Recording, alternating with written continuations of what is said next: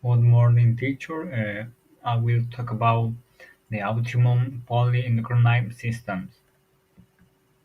The definition: the autoimmune polyendocrine syndromes comprise a diverse group of clinical conditions characterized by functional impairment of multiple endocrine glands and due to loss of immune tolerance.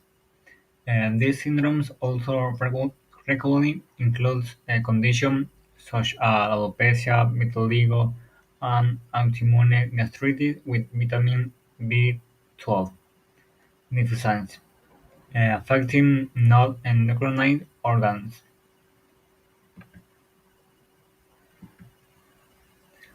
Application in medicine. The treatment of autoimmune polyendocrine syndromes includes hormones replacement therapies as necessary and the treatment of complications.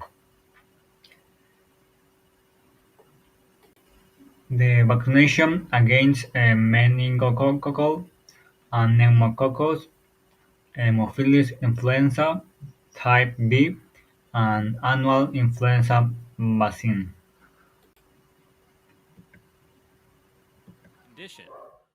Autoimmune means that the body's immune system begins to attack its own tissues, and polyglandular means that multiple hormone producing organs are affected. Normally, your body should only react to things that are foreign or not self. This is maintained by a process called immune tolerance, where only non self reactive B cells and T cells are allowed to mature, whereas self reactive ones aren't. For T cells, this process takes place in the thymus, where a gene called AIRE, or autoimmune regulator, is expressed by thymic medullary epithelial cells. When T cells are developing, this gene leads to the production of thousands of the body's proteins, and this serves as a test to see whether the T cells react to self proteins. If one does, that T cell either undergoes apoptosis and dies, or it becomes a regulatory T cell, or Treg, that helps to eliminate other immune cells that react to self antigens. In APS type 1, there's a genetic mutation in AIRE that's usually inherited in an autosomal recessive fashion. This means that the thymic medullary epithelial cells lose the ability to display the body's different self proteins. Since they can no longer test whether T cells are self reactive or not, the process of immune tolerance does not occur normally, and self reactive T cells are allowed to live. Regulatory T cells are no longer produced normally either, so the body loses a second mechanism for destroying autoimmune cells. This allows for the production of antibodies and lymphocytes that target normal tissues of the body. It is still unclear why, but certain glandular tissues, including the adrenal glands and parathyroid glands, are particularly targeted. Pros and cons. Pros: the disease is divided in four phases, which allow to identify and give a precise diagnosis and treatment of the pathology. The cons: autoimmune glandular disease affects genetically susceptible individuals in whom there is a demonstration of lymphomonocytic infiltration. Other kids your age about APS type 1, what kinds of things would you tell them? That you're not that different than other kids. I thought I was different, but really all you have to do is just take medicine, and then you're just like everyone else. Just you have to take a pause from your day. It's not as bad as you think, and then you're normal and you can go run with them like all the other kids. Heather, was it difficult to get a diagnosis for Gabby? Yes, at 6 months of age, our daughter decided to come out with a rash, and a doctor couldn't tell us what it was. They said it was just a normal rash and would come and go, and it took basically 11 years from my point of view, well, 10 years, 6 months, for me to get a diagnosis. That was the start of her, the progression of her disease. So, yeah, it was very tough, and it progressed from there. Todd, do you have any idea how many people are affected by APS type 1? Yes, APS affects 1 in 2 million. So, as I always use an analogy, there's 300 million people in the U.S. That would be 150 APSers just in the U.S. alone. So far in the U.S., we probably have contact with about 20. So. And how have you made contact with those other people?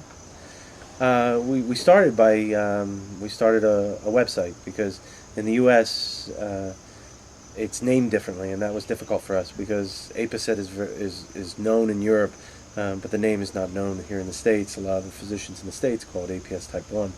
The problem was we couldn't find any information on APS type 1, so right after Gabby was diagnosed, we made the decision to start our own website to help people, and that's probably was the start of the initial connections and people finding us and we finding them. And is there a treatment for it? No, although we're hopeful that one day they'll, through the research that we're doing, that we'll find one and hopefully a cure. But all you can do with the condition is treat the outcome of what the condition does. So you monitor your antibody level in parts of your endocrine system, and when it presents itself, you have to manage it accordingly. It's kind of a very delicate balance. Applies in Ecuador.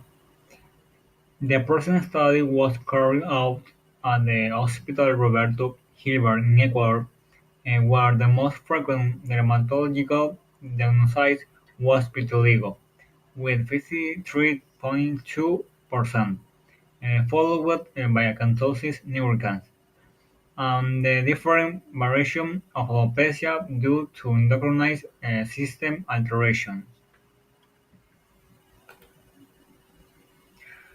The conclusion: the polyglandular syndromes, or also called autoimmune polyendocrine syndrome, is a multiple affection that includes several affections generating polypharmacy that can negatively affect the therapeutic adherence of these patients. The presence of unhealthy habits can be considered as a possible diagnosis must be effective in order to treat the disease. APSers get a variety of different things. None of them are ever the same, but they all have 3 monikers for the condition. They usually have hypoparathyroidism, Addison's disease, and candidiasis.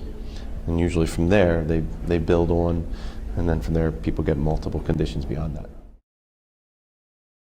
So over the years, my daughter has hypoparathyroidism that we learned about this morning.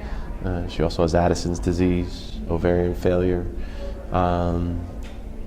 chronic tubular interstitial nephritis. It's 1 in 2 million is currently. So if you look at the U.S. population, you could find maybe 150 people. Okay. So we have probably about 40 or 50 or so families that we're in contact with at this point.